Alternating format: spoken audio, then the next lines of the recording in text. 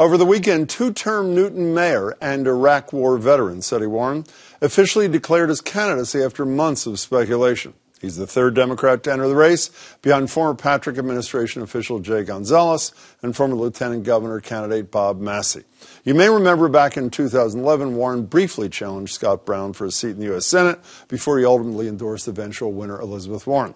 This time around, he's focusing his campaign for governor on economic inequality, which he says is the defining issue of the generation. Setti Warren joins me now. Mr. Mayor, it's good to see you. Good to see you, too. So you're urging the public to fire a guy who has 72% approval rating and hire you.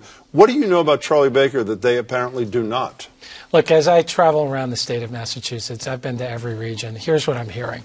I'm hearing students being saddled with crushing debt. I'm hearing people struggling just to have basic health care insurance that's accessible and affordable. I know we can do better. I'm not a politician that puts his finger up in the wind, makes his decision based on which way the wind's blowing. I make decisions on what's right. That's what we need right now, and I do believe the defining issue of our time is economic inequality, and we've got to deal with it. Wait, speaking of economic inequality, give me one or two things you do to address economic inequality as governor. Well, there's two things I'm focused on that I announced on Saturday. One is free public college. Everyone in this state knows that just having a high school degree is not enough to make ends meet in this economy. We need to redefine public education in our state and give people a skill to make ends meet. Second is single-payer health insurance. We've got to make sure that people can afford health insurance. It's affordable, it's accessible, and it's community-based. How much would this free public college cost?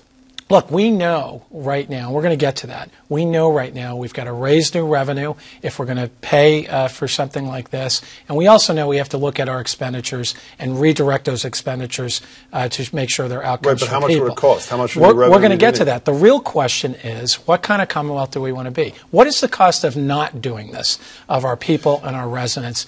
We need to make sure that we redefine what it means to make ends meet. In Massachusetts, I believe a key driving point is free public college. So when you say we'll get to that, meaning you don't know yet what the cost would be? We don't have a dollar number, okay. but I want to challenge this notion that what we're doing right now is acceptable.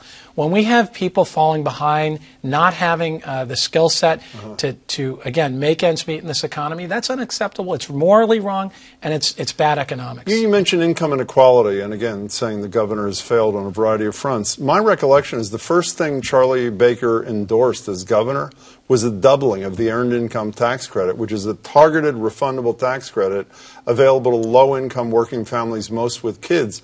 There's nothing better for low-income workers than the Earned Income Tax Credit. And by the way, the reason he didn't get it doubled is because your fellow Democrats refused to double it in the legislature. He was right there, wasn't he? We've got to push Republicans, Democrats in my own party to take a look at what's happening in this state right now. As I continue to say, people and communities continue to fall behind. People are working two jobs. In some cases, they don't have benefits. In some cases, they're not able to keep up the cost of living. This is what's happening in our Commonwealth. So we can do better. We have a low unemployment rate here in this state. We've got a budget crisis. We're going from year to year, patching the budget with one-time revenue. Let's be honest. Let's be direct about how we're going to address this issue of income inequality, economic inequality, Warren, and make the investments that matter. Even if you're right about every investment, today on the radio you mentioned high-speed rail. I assume that's the Springfield, Boston thing? Springfield. Okay, that. And public higher education, free public higher education, transitional cost to single payer. At some point, even if they're all perfect ideas, at some point, before deciding to embrace them, don't you have to say, this is how much they're going to cost, and this is how I'm going to pay for those costs? Aren't the voters entitled to know that rather than just the concepts? I think the residents of Massachusetts are entitled to having a government, a state government, that actually addresses crushing student debt, people being buried in debt, not being able to afford the cost of living. Young families who can't afford daycare, early childhood, that's another piece of redefining public education. $19,000 a year it costs for early childhood and daycare in this state. It is wrong. and we've got to correct it, and we've got to address the issue. So beyond this millionaire's tax, which may or may not be on the November 18th, 2018 ballot, which may or may not pass, what other taxes, what other revenue raising would you embrace? Well, there's two things. We've got to look at all forms of revenue. We also have to look at our tax expenditures.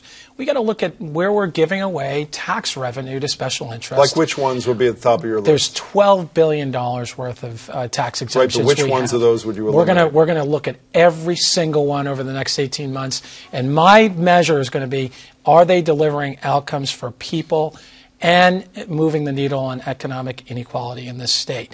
And then we've got to not be afraid to say we need to raise revenue. We've got to look at all options. No sacred cows. Is Donald Trump, it's interesting I said that because I'm getting to that in a minute. Is Charlie Baker doing anything right according to you? Look, I asked people in Massachusetts. I'm asking you. Is he doing anything right? Clearly, we're not doing enough. Not doing enough. And it's not good enough.